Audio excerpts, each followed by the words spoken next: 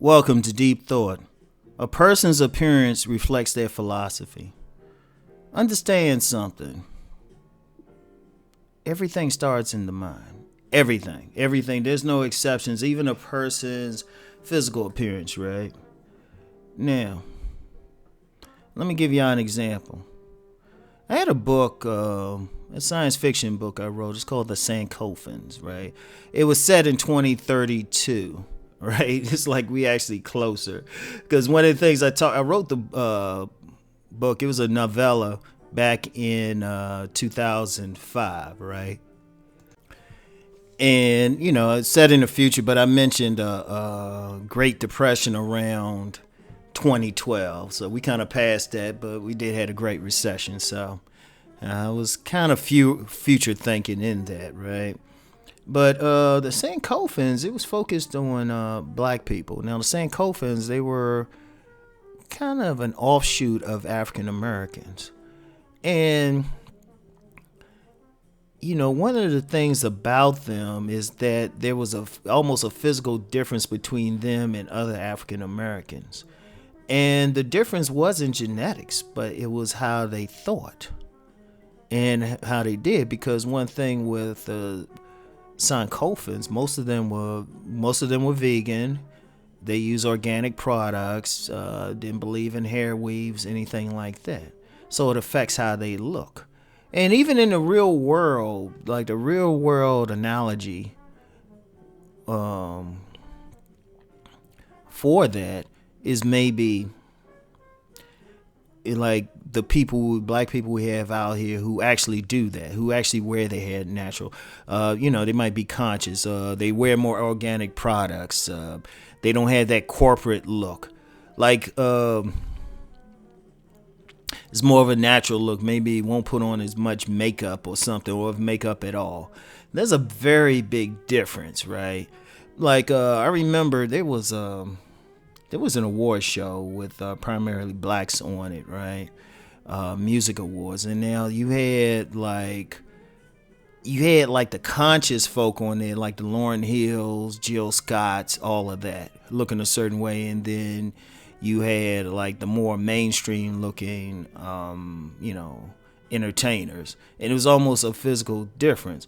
But see, that physical difference didn't come from genetics, but it came from philosophy. For example, you can take some identical twins, but you raise them, for whatever reason they get separated for adoption, which happens. Something I couldn't do if I wanted to adopt and they were twins. I just try to get both of them. But you raise one, both of them are black. You raise one in a black Christian middle class environment, right? So it's more mainstream. She goes to church. Depending on the church, follows the protocol for, not putting herself out there sexually. Everything. So that's going to affect how she walks, how she wears her clothes. More conservative hairstyle, so maybe not a weave, but maybe something straightened and cut short. Nothing wild, no wild colors, anything like that, right? So that's going to affect her appearance, right?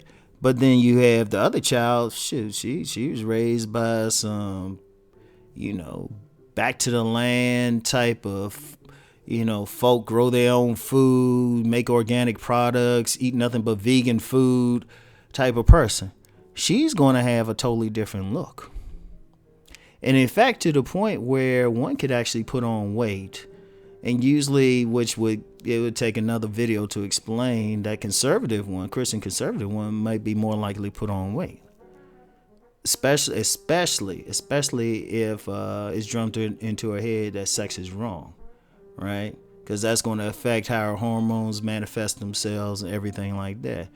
Whereas maybe the other one raised in a more organic environment, she probably won't put on weight, right? Because her parents might be like, yeah, nothing's wrong with sex, just have it with the right person.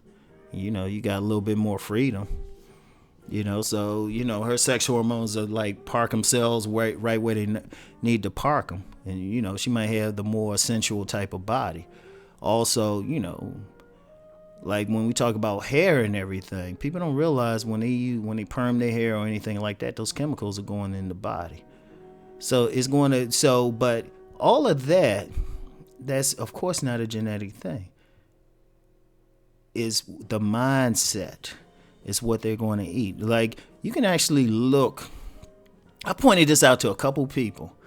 Like, if we're going to stay on the subject of black people, I said, if you really look at the black upper class with people, the term, even though the boule, people use the term boule, right?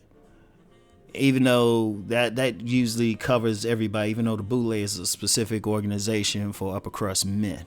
But they'll use that to cover all of them. They actually kind of look physically different, but that's part of a philosophy. One, they mate within the family, so to speak, within their culture. So there's a certain look, certain aesthetic that's going to go up, but that's still a brain thing, right? That's still a philosophy. How someone wears their clothes, that's a philosophy. Are they like sexually free? Oh, well, they're going to wear tighter clothes. If they're women, show more cleavage. If they're men, wear more muscle shirts or something like that. Maybe, well, nowadays, like these loose, skinny jeans or something like that. Right? Whereas somebody else, they have, general philosophy towards sex is more repressed. More like, oh, well, we got to control it. Shoot, they're going to wear more clothing that's going to block it, right? But it's always something. It's like it's going to be a different of diet, how you do stuff. Like, for example, I'll get out the black community. I'm willing, like, if, like, I've seen Asians, and this is hard to tell. It's very subtle, but there's a very big difference. Even though there's a very big difference, well, as far as I know, I haven't met any North Koreans, but between a South Korean, someone from China, and then someone from Japan.